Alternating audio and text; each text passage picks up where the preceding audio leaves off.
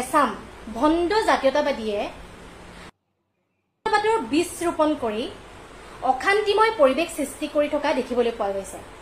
তাৰে ভিতৰত এজন প্ৰথম হৈছে শিৱসাগৰৰ এজন উগ্ৰ জাতীয়তাবাদী শৃংখল চলিহা।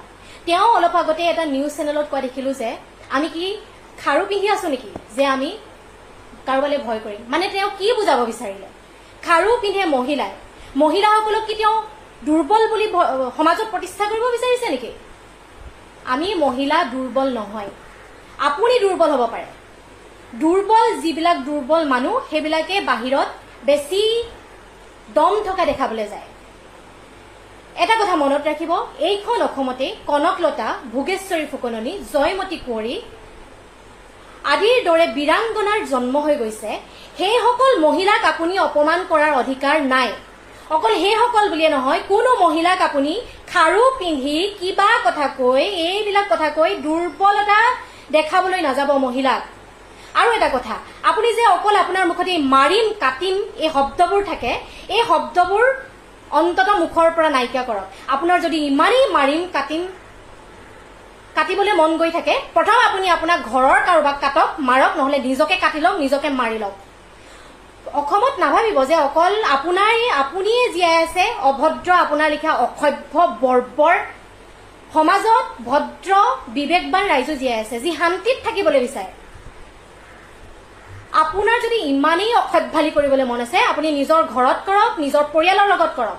সমাজখনত বিষবাষ্প সৃষ্টি কৰি নাথাকিব। আৰু মুখত এই হেংদাং শব্দটো, এই হেংদাং শব্দটো আপোনাৰ মুখৰ পৰা সোনকালে আঁতৰক। হেংদাং লোৱাৰ অধিকাৰ আমাৰ আহোমসকলৰ আছে। এটা অনা আহোমে এনি টাইম হেংদাং লম এই শব্দটো কৈ নাথাকিব। হেংদাংখনক অপমান কৰি নাথাকিব দেই। অসহ্য লাগিছে আপোনাৰ এই অসভ্যালিবিলাক চাই। সমাজত ভদ্ৰ মানুহো জীয়াই আছে, সমাজত ভদ্ৰ মানুহে শান্তিত জীয়াই থাকিবলৈ বিচাৰে। আপোনাৰ লিখা এই সমাজত অশান্তি সৃষ্টি কৰি সমাজখনত থাকিব নোৱাৰা পৰিৱেশ সৃষ্টি কৰি নাথাকে। নমস্কাৰ। বৰ অসমৰ প্ৰতিষ্ঠাপক চাওলুং চুকাফাদেৱে সাতৰাজ সামৰি একৰাজ প্ৰতিষ্ঠা কৰি থৈ গৈছে। তেওঁ অসমখনত শান্তি সম্প্ৰীতিৰ এখন সমাজ সৃষ্টি কৰি থৈ গৈছে। আৰু সেই সমাজখনত বৰ্তমান এছাম ভণ্ড জাতীয়তাবাদীয়ে সাম্প্ৰদায়িকতাবাদৰ বীজ ৰোপণ কৰি অশান্তিময় পৰিৱেশ সৃষ্টি কৰি থকা দেখিবলৈ পোৱা গৈছে। তাৰে ভিতৰত এজন প্ৰথম হৈছে শিৱসাগৰৰ এজন উগ্ৰ জাতীয়তাবাদী শৃংখল চলিহা। তেওঁ অলপ আগতে এটা নিউজ চেনেলত কোৱা দেখিলো যে আমি কি খাৰু পিন্ধি আছো নেকি যে আমি কাৰোবালৈ ভয় কৰিম। মানে তেওঁ কি বুজাব বিচাৰিলে? খাৰু পিন্ধে মহিলাসকলক কি তেওঁ দুৰ্বল বুলি সমাজত প্ৰতিষ্ঠা কৰিব বিচাৰিছে নেকি?